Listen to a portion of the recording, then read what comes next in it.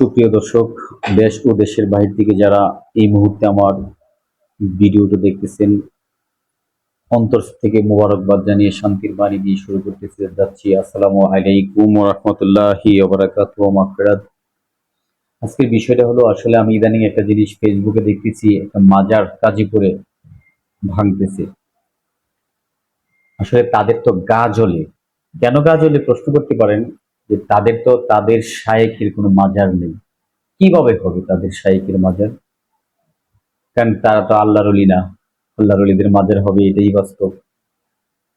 ওনারা এমন একটা দলিল নিয়ে আসছে, যে দলিল বলছে উঁচু কবর ভেঙে সমান করে দাও। হ্যাঁ, ঠিক আছে, দলিলও ঠিক আছে, উঁচু কবর ভাঙাও ঠিক আছে, কিন্তু কার কবর ভাঙা, কোন উঁচু জায়গা ভাঙা? খেজুর গাছ ভাঙা।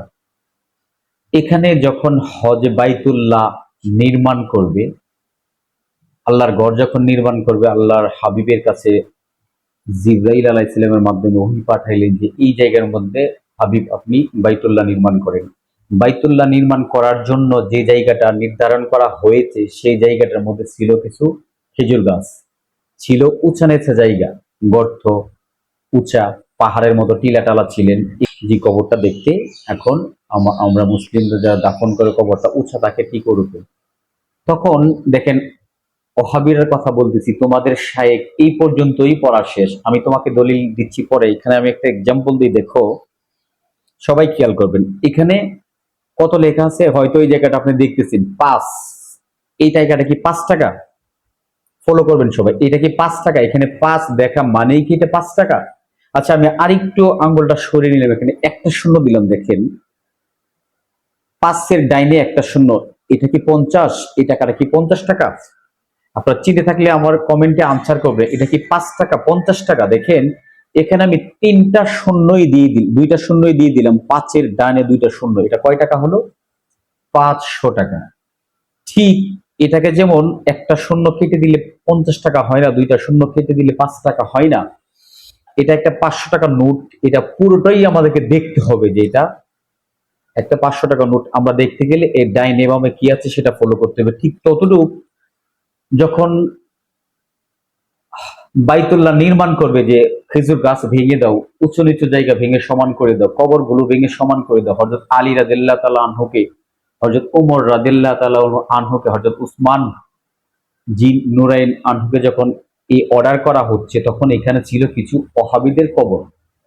তা আজকে আপনারা দেখেন, আপনারা কোথায় চলে যাচ্ছেন, যে মুসলিম আমাদের আল্লাহর ওলির কবর যারা, মাজার যারা ভাঙতেছেন, তারা হচ্ছেন কি প্রকৃতভাবে ইহুদি। তারপরের পৃষ্ঠায় যে লেখা আছে, এখানে ইহুদিদের কবর ভেঙে সমান করে দাও। এখানে কি আল্লাহর ওলির মাজার ভাঙার কথা আছে? এখানে আমার অন্তরের মানুষ, ভালোবাসার মানুষ, মুফতি গিয়াসউদ্দিন আত-তাহেরি সাহেব, মুফতি আলাউদ্দিন জিহাদি সাহেব, আমার আসলে হৃদয়ের মানুষ, মুফতি মোহাম্মদ জহিরুল ইসলাম ফরিদী সাহেব, ডক্টর মোহাম্মদ কফিলউদ্দিন সরকার, ডক্টর এনায়েতুল্লাহ আব্বাসী, ওনারা স্পষ্টভাবে অন্তত 10টা 12টা থেকে সিয়া সিত্তার 6 হাদিস ছাড়াও আরো 5-7টা সহিহ হাদিস থেকে সনদ সহ ওনারা দলিল দিয়েছে, যে এখানে ছিল শুধু ইহুদিদের কবর। তো আজকে যারা আল্লাহর ওলির মাজার ভাঙতেছে, আমি নিশ্চিত, আমি নিঃসন্দেহে তারা ইহুদি হবে। কেন তোমরা তোমাদের শায়েখের কথা শুনে আল্লাহর ওলির মাজার ভাঙতেছো?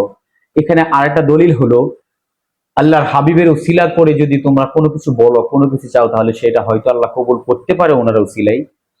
ওনারা কেনই আল্লাহর ওলি হয়েছে? আমি সাধারণ মানুষ, তুমি সাধারণ মানুষ, তোমার শায়েখ সাধারণ মানুষ, ওনারা কেনই আল্লাহর ওলি হয়েছে? ওনাদের কেন মাজার হয়েছে? তোমাদের শায়েখের কেন মাজার হয় না?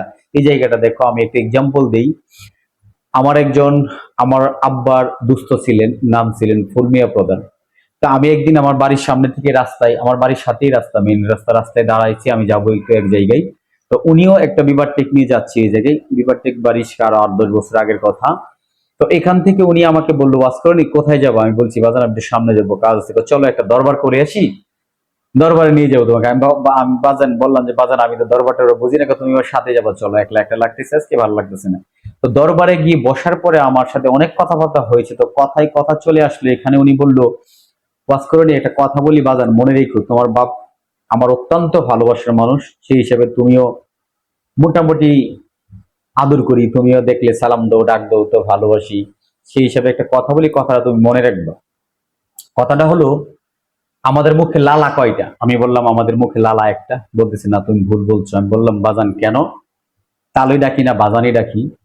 তো উনি বলতেছে, আমি বলতেছি কেন বাজান আমাদের মুখে লালা দুইটা, আমাদের মুখে লালা একটা। তখন উনি আমাকে বললো আমাদের মুখে লালা একটাই, কিন্তু তার মধ্যে ফারাক আছে। আমাদের মুখে লালা হলো, একটা লালা পাক, একটা লালা না পাক। যারা আল্লাহর ওলি হয়ে গেছে তাদের মুখে লালা পাক, কথায় কথা চলে আসে। আগেরকার মানুষের কাছে শুনতাম, বাবা মা ওনাদের কাছে, ফুফা ফুফির কাছে শুনতাম যে মানুষের যখন সচরাচর মাথা ব্যথা পেট ব্যথা হইতো, মসজিদের আলেম, মসজিদের হুজুর সূরা ফাতিহা একবার, সূরা ইখলাস তিনবার করে গ্লাসে ফু দিলে, পানিটা খাওয়াইলে সে ব্যথা নিরাময় হইতো। কিন্তু এখনকার আলেমরা দেখেন, যদি এক বালতি পানির মধ্যে ফু দেয়, এক টিউবওয়েলের মধ্যে পানি ফু দেয়, একটা 500 লিটার 1000 লিটার টাঙ্কির মধ্যে ফু দেয়, সবগুলো পানি যদি খাওয়ায় মাথা ব্যথা পেট ব্যথা হয়তো আরো বাড়ে। ঠিক ততটুক হলো আল্লাহর ওলিদের মুখের লালা পাক হয়ে গেছে, তাদের মাজার হয়েছে। তোমাদের শায়েকের মুখের লালা পাক হয় নাই, বিদায় তোমাদের শায়েকের কোনো মাজার হয় নাই। তোমাদের শায়েকের কথাই তোমরা মাজার ভাঙ্গো, তোমাদের শায়েকের কথাই মাজারের উপরে উঠো, তোমরা মাজার নিয়ে কটূক্তি করো। দেখো এই জায়গায় শায়েক যা বলে তাই শুনো। আল্লাহ রাসূলের বিরুদ্ধে তোমার শায়েক কথা বলে, তোমার গা জ্বলে না, তোমার শরীরে রাগ ওঠে না, তুমি কিছুই বলো না, তোমার শায়েকের পক্ষে থাকো। তোমার শায়েক যখন মাজার বিরুদ্ধে, আল্লাহ রাসূলের বিরুদ্ধে কথা বলে, বা তোমার শায়েকের বিরুদ্ধে আমরা সুন্নি আলেমরা কথা বলে, তখন তোমরা সুন্নি আলেমদের বিপক্ষে কথা বলো। অথচ যার জন্য তুমি সৃষ্টি, যার জন্য আমি সৃষ্টি, যার জন্য কুল কায়নাত সৃষ্টি, যার জন্য 18,000 আলম সৃষ্টি, লৌহ কলম জান্নাত জাহান্নাম সব কিছু সৃষ্টি যার ওসিলাই, তাকে তোমার শায়েক কটূক্তি করে, নাস্তিকটা কটূক্তি করে, তোমার গা জ্বলে না? তোমার শায়েকের বিরুদ্ধে কথা বলে তোমার মাথায় রক্ত উঠে যায়। তুমি এত শায়েক পূজারী হয়েছে, তুমি আমাদেরকে বলো মাজার পূজারী। মাজার যদি না আসতেন তাহলে তুমি আজকে হিন্দু থাকতা, বৌদ্ধ থাকতা, খ্রিস্টান থাকতা, রাজা গোবিন্দর মতোই তুমি থাকতা। একটু ফলো করে দেখো, সিলেটের জমিরে হযরত শাহজালাল ইয়ামানী রহমতুল্লাহ আলাই, হযরত শাহপরান ইয়ামানী রহমতুল্লাহ আলাই, পীরপুরে ফতে আলী শাহ, এরকম যদি বাংলার জমিনে 360 জন আউলিয়া না আসতো, তাহলে তুমি আজকে হিন্দু থাকতা। তোমার মা হিন্দু থাকতো, তোমার বাবা হিন্দু থাকতো, তোমার দাদা হিন্দু থাকতো, তোমার বড়ব্বা হিন্দু থাকতো, তোমার 14 গোষ্ঠী হিন্দু থাকতে, হিন্দু থেকে আজকে মুসলমান হয়েছ, না চাইতেই মদিনাওয়ালার উম্মত হয়েছ। এটা আমি গর্ব করি যে না চাইতে আমি মদিনাওয়ালার উম্মত হয়েছি, না চাইতে আমি একটা সুন্নি ঘরে জন্মগ্রহণ করেছি। মালিক তোমার দরবারে লাখ লাখ কোটি কোটি শুকরিয়া। আমি মাজার পছন্দ করি, আমি সুন্নি আলেম পছন্দ করি, আমি সুন্নিয়তকে বিশ্বাস করি। তোমরা এখন দেখো মাজার ভেঙে তোমরা মনে করছো বুয়া একটা দলিল নিয়ে তোমরা পড়াশোনা করেছো, যেই থেকে এখান থেকে তো আমাদের সুন্নি আলেমরা পড়াশোনা করছে। পৃষ্ঠা না উল্টায় দেখে যদি তোমরা এরকম ইহুদির দলিল এনে কোন আল্লাহর ওলির দলিলে লাগিয়ে দিয়ে চালিয়ে দেও, আসলে এই তোমাদের শায়েকরা যারা ভণ্ডামি করতে জানে, যারা ভণ্ডামি করে, তারা মানুষের মুখোশ পরে আড়ালে ইসলামকে ধ্বংস করতেছে, তোমার ইমানকে চুরি করতেছে, তোমার ইমানকে হরণ করতেছে, জান্নাত থেকে তোমাকে আস্তে আস্তে দূরে নিতেছে, জাহান্নামের আস্তে আস্তে তোমাকে ধাবিত করতেছে। তোমার শায়েক কিছু টাকার বিনিময়ে ইহুদিদের টাকা খেয়ে তোমার শায়েক হকটাকে হারাম করতেছে, হারামটাকে হক করতেছে। মরে দেখো, তোমার নিঃশ্বাসটা 1 মিনিট অফ রেখে দেখো, তোমার চোখটা কিছুক্ষণ বন্ধ রেখে দেখো। তোমার এখানে আমার হাত কয়টা? আমি মানুষ, আমার হাত দিয়েছি বিধায় আমি এখানে বলতে পারবো যে আমি আমার হাত দিয়ে 5টা আঙ্গুল দিয়েছি।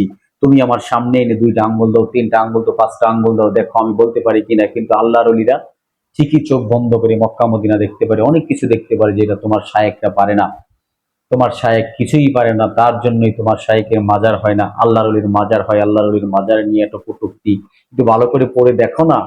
এখানে কি মাজার ভাঙ্গার কথা বলছে আল্লাহর ওলিদের, নাকি ইহুদিদের কবর ভাঙ্গার কথা বলেছে? তুমি আজকে তোমার বাড়িতে যদি থেকে থাকে খেজুর গাছ কেটে দাও, যদি তোমার বাড়ির পাশে আশেপাশে উঁচু নিচু থাকে তাহলে সমান করে দাও, তোমার বাবার কবর থাকলে ভেঙে গুড়িয়ে দাও, দেখি তোমার গায়ে লাগে কিনা। তোমার শায়েকের কথা, এই কাজটা করো কেন? তুমি মাজার ভেঙেছ।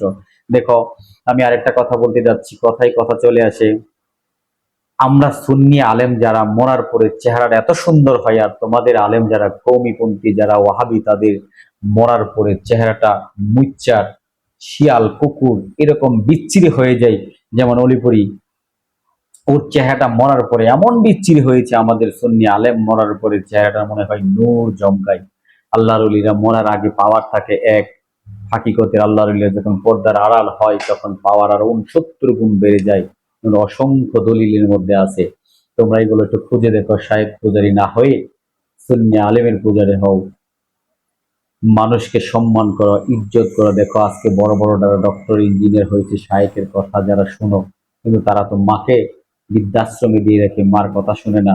মা বেশি খায়, শ্বশুর শাশুড়ি অনেক কম খায়, মাকে বৃদ্ধাশ্রমে দিয়ে রাখো। গত বছরের আগের বছর দেখলাম একটা মুক্তিযোদ্ধা এনটিভি ওনার বার্ষিকার নিয়েছে, আমার চোখ দিয়ে জল আসছে যে উনি একজন মুক্তিযোদ্ধা, উনি একজন ব্যবসা করতে, ওনার একজন গাড়ি, একটা গাড়ি ছিল অ্যাজ করোলা। ওনার মেয়েকে সকালে বলতেছে নাস্তা খাবা, ঠিক এইভাবে চাবিটা দিয়েছি, নাও গিয়ে খেয়ে আসো হোটেল থেকে, 500 টাকা নোট দিয়েছে। আজকে সেই লোক বৃদ্ধাশ্রমে পড়ে কাঁদে। ঈদ চলে যায়, দিন চলে যায়, রোজার ঈদ চলে যায়, কোরবানির ঈদ চলে যায়, তাকে নিবে কিন্তু কই, পথ চেয়ে তাকিয়ে থাকে, কিন্তু ওনার ছেলে, ওনার ওয়াইফ, ওনার মেয়ে আসে না। এইভাবে আমি একটা ভিডিও ইদানিং দেখলাম, ভাইরাল হয়েছে, মনে হয় বয়স 90+, প্রতিটা মানুষের বাবা বয়স হবে 90 থেকে 105, 70, 80, এরকম 110, 20, তাদেরকে বৃদ্ধাশ্রমে দিয়েছে। আমার চোখে জল আসে, আমার অন্তরটা কেঁপে উঠে যে বৃদ্ধাশ্রম নামক জায়গার মধ্যে মা বাবাকে দিয়ে রাখো। তোমার জায়গা হয়, তোমার ছেলের জায়গা হয়, তোমার মেয়ের জায়গা হয়, তোমার বউয়ের জায়গা হয়। যারা শ্বশুর বাড়িতে বউ হয়ে এসেছো, তুমি তোমার মাকে আদর করতে পারো, শ্বশুর শাশুড়িকে আদর করতে পারো না। তুমি চিন্তা করে দেখো, বউ যে ঘরে বউ হয়ে এসেছে, এই ঘরে একদিন তোমার শাশুড়িও বউ হয়ে এসেছিল, সেই ঘর থেকে তোমার হাজবেন্ড জন্ম নিয়েছি বিদায় তুমি সেই ঘরে বউ হয়ে এসেছো। তুমি আজকে শাশুড়িকে দেখতে পারো না, তোমার মা বাবাকে এনে রাখো, শাশুড়িকে বৃদ্ধাশ্রমে দিয়ে রাখো। কেন? তুমিও একদিন হবে মা, তুমি একদিন বৃদ্ধা হবে, তখন যদি তোমার ছেলে মেয়ে তোমাকে বৃদ্ধাশ্রমে দিয়ে রাখে, কি হবে এত টাকা পয়সা দিয়ে?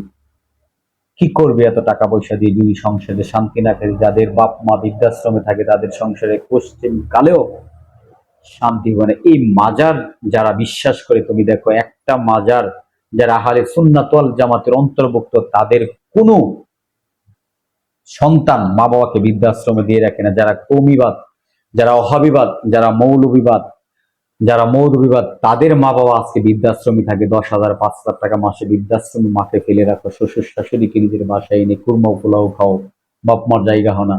গ্রামের একটা কথা আছে, ক্ষেতের এটা খেতেই ভাঙে, লাইলে তুলে না। আজকে তুমি তোমার বাপ মাকে বৃদ্ধাশ্রমে পাঠিয়েছো, কালকে তুমি ওয়েট করো, গিভ এন্ড টেক। তুমি যা করবা, যা দিবা, ঠিক তাই তোমাকে ফেরত দিবে।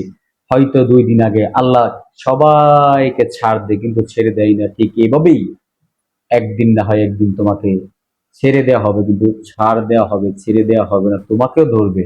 মালাকুল মউত যেদিন পাঠাবে, সেদিন তুমি বুঝতে পারবে এই পৃথিবীটা কত শান্তির জায়গা ছিলেন। এই জায়গায় তুমি মানুষের উপর জুলুম করেছো, আজকে তোমার শক্তি আছে বিধায় তুমি মাজার ভেঙে দিয়েছো, আজকে তোমার ক্ষমতা আছে বিধায় তুমি মাজার ভেঙে দিয়েছো, আজকে তোমার দাপট আছে বিধায় তুমি মাজার ভেঙে দিয়েছো, আজকে তোমার বাহুতে প্রচুর শক্তি, তোমার ডাকে হাজার হাজার মানুষ চলে আসে, তার জন্য তুমি মাজার ভেঙে দিয়েছো।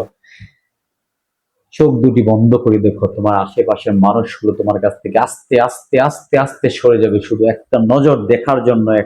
তোমাকে দেখে কাপড়টা আলগি দিয়ে তোমার মুখটা দেখে চলে যাবে, কেউ তোমার সঙ্গে যাবে না। সঙ্গে যারা যাবে তারা হলেন আল্লাহর ওলি। সঙ্গে যিনি যাবেন তিনি হলেন মদিনাওয়ালা সরকারে দু আলম। ওনার বিরুদ্ধে কথা বলে, মাজারের বিরুদ্ধে কথা বলে, তুমি তোমার শায়েখের পক্ষে কথা বলে ভাবো কি করে তুমি জান্নাত পাবে? মালিক যখন আমাদেরকে পৃথিবীতে সৃষ্টি করবে, মায়ের গর্ভে থেকে পৃথিবীতে যখন প্রেরণ করে, তখন আমাদের জান্নাত ডান হাতে থাকে, জাহান্নাম বাম হাতে থাকে।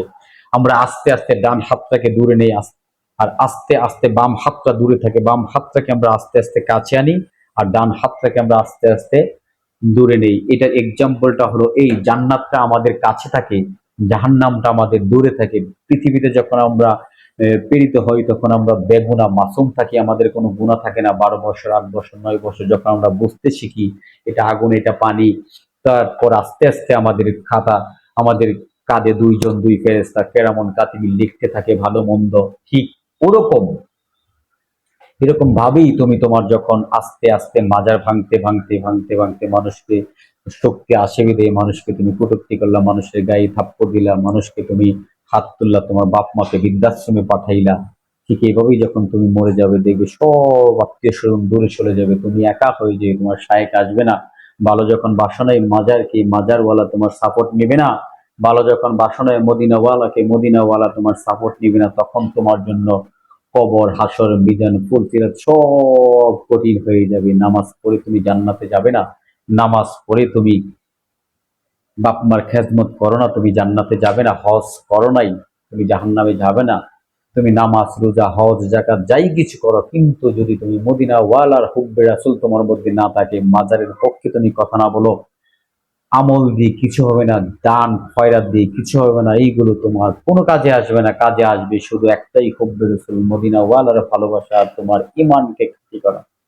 যদি তোমার ইমান থাকে খাঁটি, তাহলে তোমার নামাজ, রোজা, হজ, যাকাত লাগবে না কোনো কিছু। মালিককে তুমি ডেকে দেখো। এখন তো সুদের উপর লাগায় তুমি মসজিদের সভাপতি হও, সুদের উপরে টাকা লাগায় তুমি নামাজ পড়তে যাও, বিচার আচার করো, তুমি টাকা খেয়ে বিচার করো, ভালোটাকে মন্দ করো, মন্দটাকে ভালো করো। তুমি কিভাবে ভাবো মাজার ভেঙে তুমি সুদ খেয়ে তুমি জান্নাতে যাবা? শক্তির অপব্যয় করো না হে যুবক, শক্তিকে কাজে লাগাও, বাপ মার খেজমত করো, মার দিকে একবার তাকাও, কবুল হজের সওয়াব হয়ে যাবে। নামাজ তুমি পারো নাই, মনে মনে আদায় করে নাও। মানুষকে ভালোবাসো, মানুষকে খেজমত করো, মাকে খেজমত করো, নামাজ তুমি এমনিতেই পড়বে। আজকে তুমি নামাজ পড়ো নাই, সুবিধা নাই। নামাজ বেহেস্তের চাবি, ঠিক আছে, কিন্তু ওই নামাজ বেহেস্তের চাবি না যে নামাজ তুমি হাজারে 100 টাকা লাগাবা।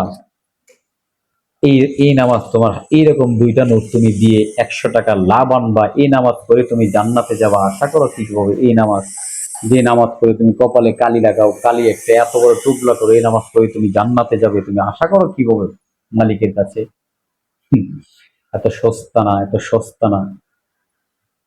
মালিককে ভয় করো, মদিনা ওয়ালাকে স্মরণ করো, মাজারের পক্ষে কথা বলো, সুন্নি আলেমরা কি বলে শোনো। ওমা আলাইনা ইন্নান বালাল। আমার কথায় যদি কেউ কষ্ট পেয়ে থাকে তাহলে ক্ষমা দৃষ্টিতে দেখবার। আমার কথাগুলো ওহাবীদের, যদি আমি জানি ওহাবীরা আমার বিরুদ্ধে অনেক কথা বলবে, আই ডোন্ট কেয়ার, আমি এসব কেয়ার করি না। আমি একজন সুন্নি সৈনিক, আমি একজন মদিনাওয়ালার আদনা গোলাম। আমি মদিনাওয়ালার আদনা গোলাম হিসাবেই পৃথিবী থেকে বাঁচতে চাই এবং পৃথিবী থেকে বিদায় নিতে চাই। ভালো থাকবেন, সুস্থ থাকবেন। আমার ভিডিওটা বেশি বেশি শেয়ার করবেন, কমেন্ট করবেন, লাইক করবেন। আসসালামু আলাইকুম ওয়া রাহমাতুল্লাহি ওয়া বারাকাতুহু ওয়া মাগফিরাত।